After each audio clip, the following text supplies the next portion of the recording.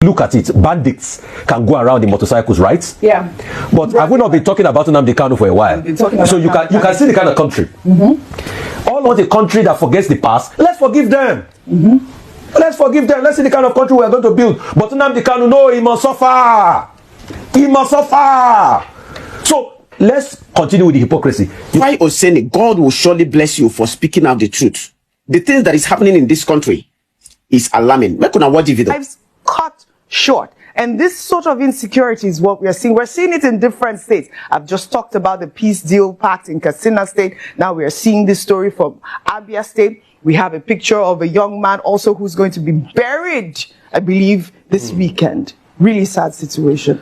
You see, Oji, I want a sane country. I don't want a hypocritical country. And that's why yesterday I challenged President Tinubu on the show. And if he wants to do more pardon, I can give him some names. Shekau is one of them. Lawrence Anini is another one. And we can also put in the names of top criminals that destroy people, because we want a society that is not vindictive. If in the case of the person pardoned, I repeat, if they are not high up there that they can even have access to the president, will that pardon happen? We're talking about a society that calls for fairness. And that's exactly what's happening in the north. Look at it. Bandits can go around in motorcycles, right? Yeah. But have we not been talking about Nnamdi Kanu for a while? So you can see the kind of country. All of this is not an offense. Just let some other people take guns and move on the street. Look at that one, wearing military camo. In the end, we say they should forgive them, isn't it? Because we want a society. Peace pact. Oh, it's a peace pact. Yes, look at guns. It happened on Sunday. Look at non-state actors wearing military fatigue and carrying guns. In the end, don't we want a country that forgets the past? Let's forgive them. Let's forgive them. Let's see the kind of country we are going to build. But Nnamdi Kanu, no, he must suffer. He must suffer. So let's continue with the hypocrisy. You can see the killings in Abia. All those that kill people in this gory way, let's leave them and let them be. Let's forgive them. Because we want to build a country of hypocrisy.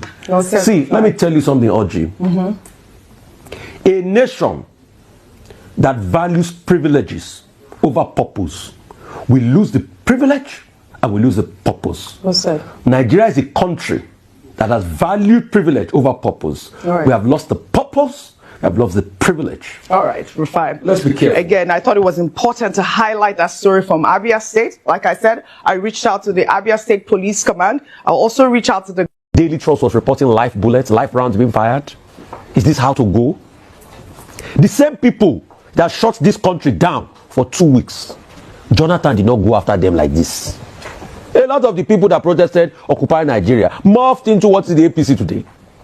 We saw how they had a series of protests then. Were these not the same people that protested and put Jonathan's head and call him all sorts of names, Jonathan Haram and everything? Did they stifle their voices this way?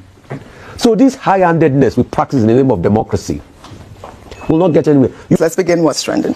As today marks the 5th anniversary of the NSAS protests and the tragic Lekki killings of October 20, 2020, we pay tribute to victims of SARS and honor the legacy of a movement that captured global attention. The NSAS protest brought together millions of young Nigerians demanding an end to police brutality and government accountability. The Sorosoke and Coconut Head generation took to the streets in peaceful demonstrations that culminated in the tragic events at Lekki Toll Gate, where protesters were shot at by security forces. Let's bring you a recap.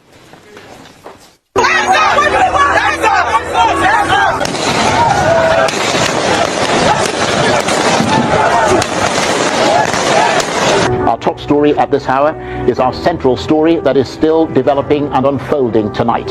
Sounds of gunfire have exploded on the streets in Nigeria's commercial capital, Lagos, as troops open fire on protesters there. There are reports of people killed and wounded as the Nigerian authorities move to end increasingly violent protests against police abuses. Riot police have been deployed across the country and a curfew has come into force in several states. We have special coverage tonight as Nigeria witnesses a major escalation after 2 weeks of protests against police brutality. But still, the protesters have remained on the streets.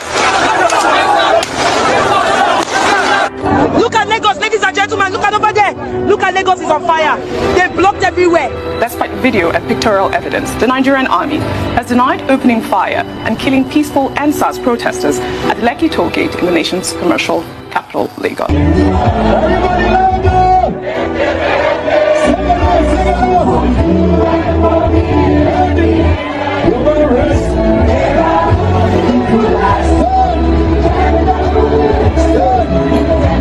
Because it's a democracy, people can protest. But in a democracy, when people protest and you stifle their voice and you kill them, it makes us get sad and even question if we're practicing democracy. And you see, I'm particularly miffed by the way they've started to stifle protests.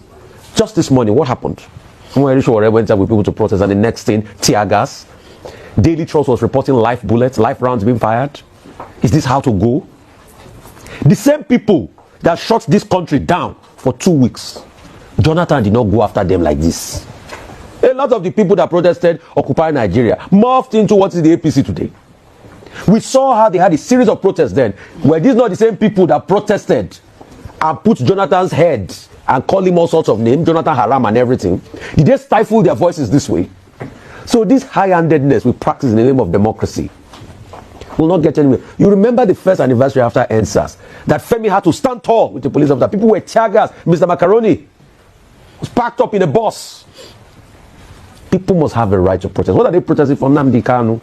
People have talked about a political solution on this one. Because while you talk about Nnamdi Kanu, what he did is unfair, you are also seeing a lot of heinous crimes being perpetrated by bandits, and they're having peace meetings. But in this country, some people have more power over the others. Like I've repeated, I have not said everything Nnamdi Kanu did was good. I disagree with some of most part of his advocacy. But what you cannot deny Nnamdi Kanu, are people not being marginalized in this country?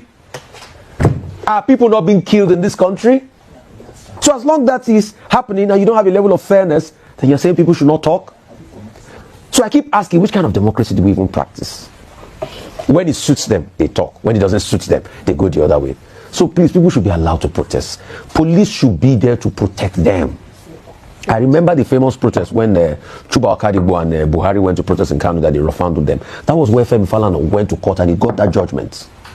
You shouldn't stifle protest. But what do we see? We see always attempt to stifle protest. What was the need going the way of tear gas canisters and the likes? What was the need? And you see, in any democracy, there must be protest. That's why the Americans are speaking up. Yes, speaking about... No kings. Yes. And we must not have kings in this country.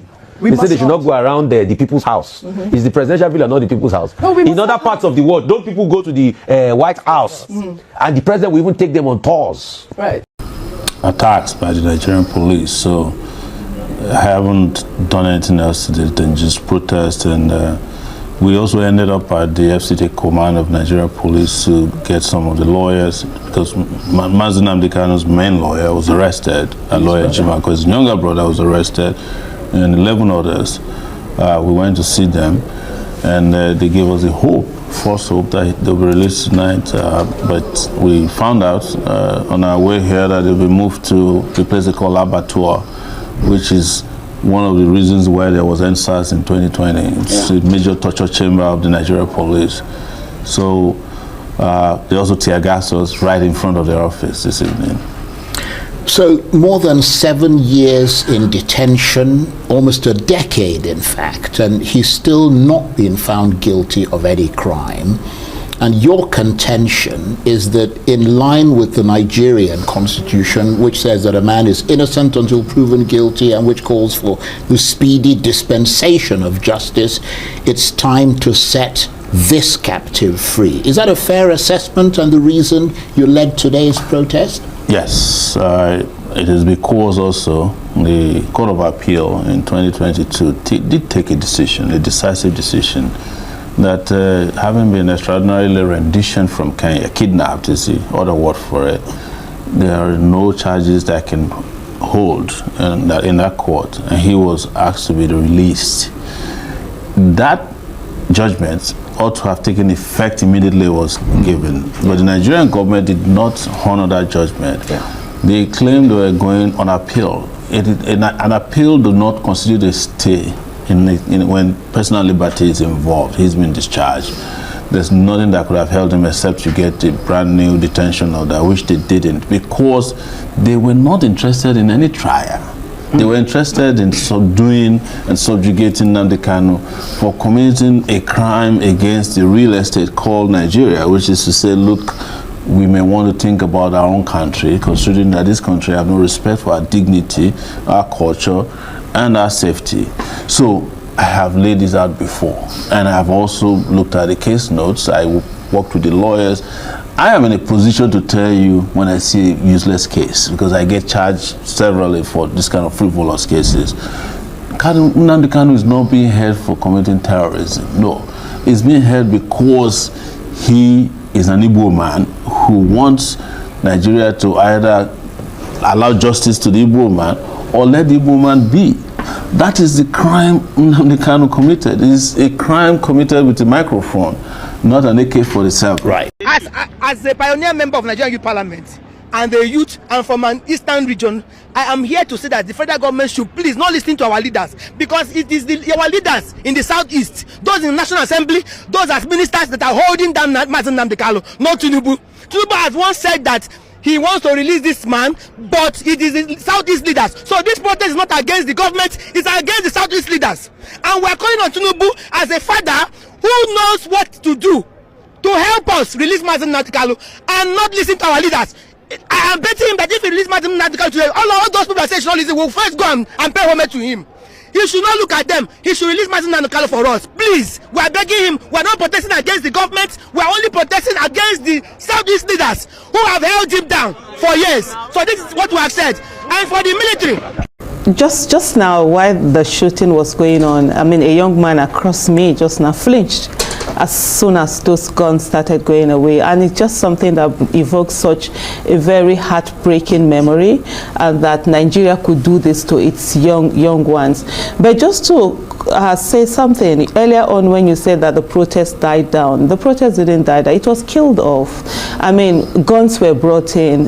You saw military officers who ordinarily should be protecting Nigerians and the territorial integrity of Nigeria decided to turn their guns on citizens, Nigerian youth who were merely, reciting the national anthem and also waving the Nigerian flag. So it's such a painful memory. And, like I was saying in that video, that when a policeman or a policewoman or any security agent say that they're going to kill you and get away, nothing will happen, that indeed on the 20th of October 2020, without any doubt, we came to see that, yes, indeed, they can kill Nigerians and nothing would happen. It's really so sad that Nigerian government, like I've always said, decided to behave like a terrorist government by killing its own citizen on October 20th, 2020.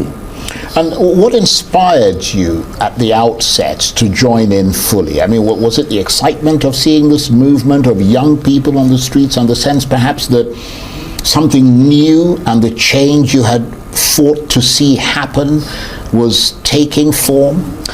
So it's quite, so the first thing I would like to say is the fact that the first EndSARS protest was not in 2020. It was actually in 2017. And I was part of that protest. I remember speaking, during that whole protest. So when the 2020 protest started, I came out the first day.